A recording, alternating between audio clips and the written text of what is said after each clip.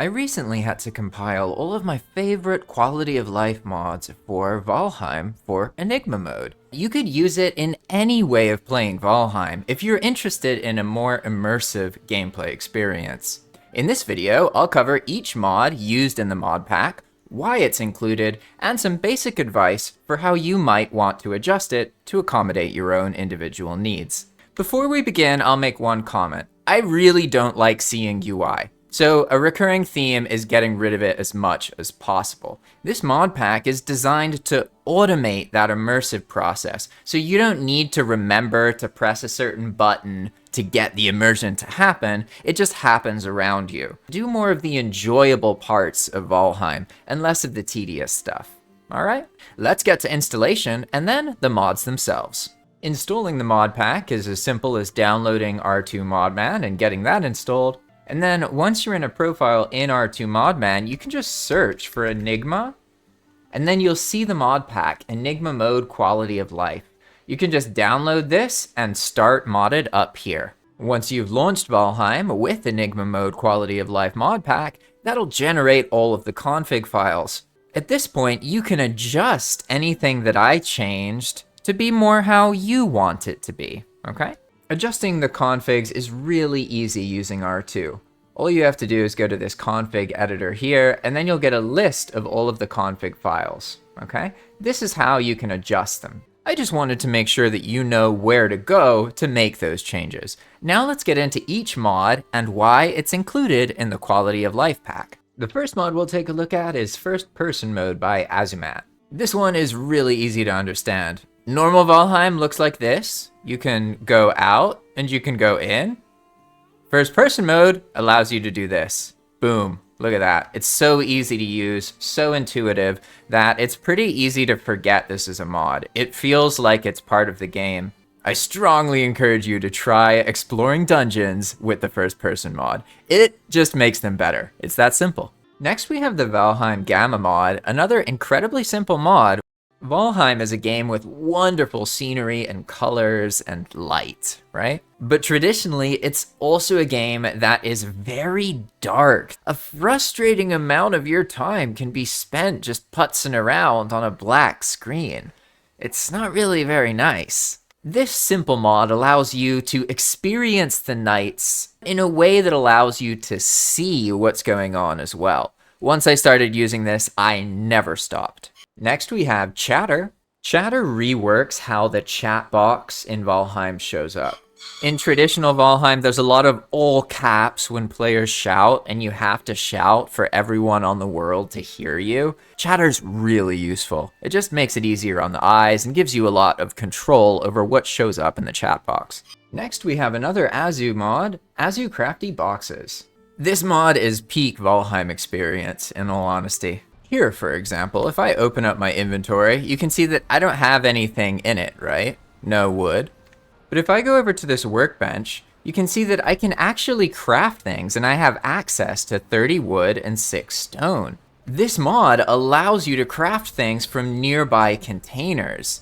Craft from chest is a godsend. It really helps mitigate a lot of Valheim's inventory management issues. Next, on a similar theme, we have the Extra Slots mod by Shudnal. Fantastic mod that adds a paper doll for all of your character's items so that they go out of your inventory when you equip them, and it gives you slots for food, slots for arrows, slots for random items, and slots for utility items. Now, my favorite thing about quick slots is definitely the arrows. You can set up hotkeys, right? So I have a poison arrow, now I'm shooting, and I have a frost arrow, now I'm shooting, and I have a fire arrow. That's because this is set to Z, this is set to X, and this is set to C. So I can just interchange between them. And this makes archery really fun because you can very quickly just change the arrow type based on the situation with the enemy. Next we have AAA Crafting. This is another fantastic Azumat mod. You probably noticed it already, but there's a whole UI here.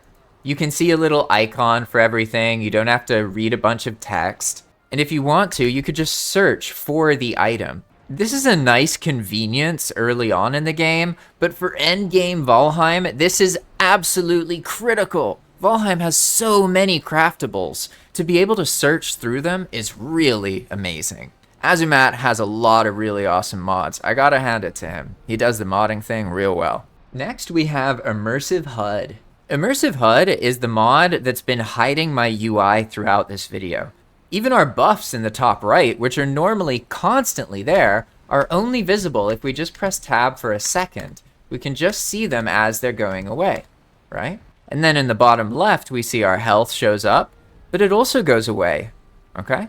But if I were to be bitten by a bat, I would die and suddenly everything shows up because I lost some health. So the UI elements show up when something changes, if that makes sense. And what a fantastic transition into our next mod in the mod pack, Discord Screenshots by Warpalicious. I adore this mod. Here's what it does. It allows automation of a screenshot the moment you die, and then you can specify a Discord channel to send it to.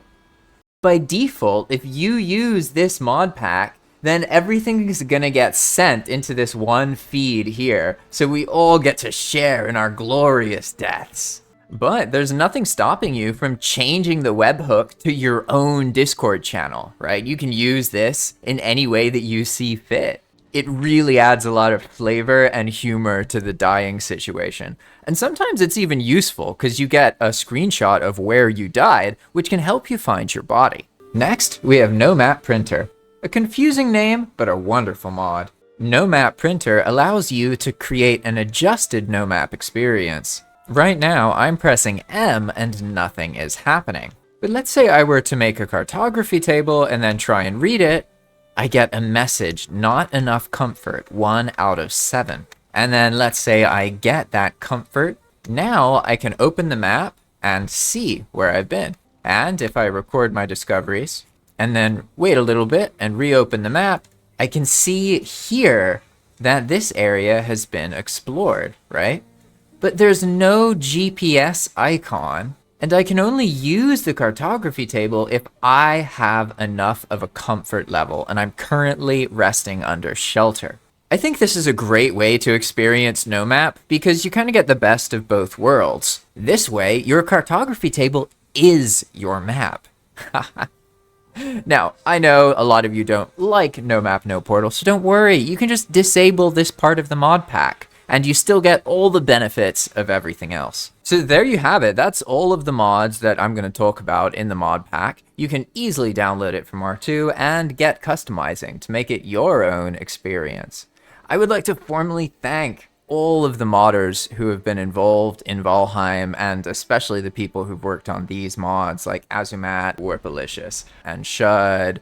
These mods have really helped people get the best out of their Valheim experience, so I really respect and appreciate the modders who've enabled us to use these projects. If you want to try a completely different way of playing Valheim, then why don't you try Enigma Mode? Enigma Mode is a crossplay compatible Valheim experience that completely reworks the game. If you want to learn more about it, then just check out my YouTube channel or Google Enigma Mode Valheim and you'll find out. And if you really enjoy Enigma Mode and you want to support my work, then consider helping me out on Patreon. Thanks for watching everybody, and I'll see you in the next video. Bye-bye.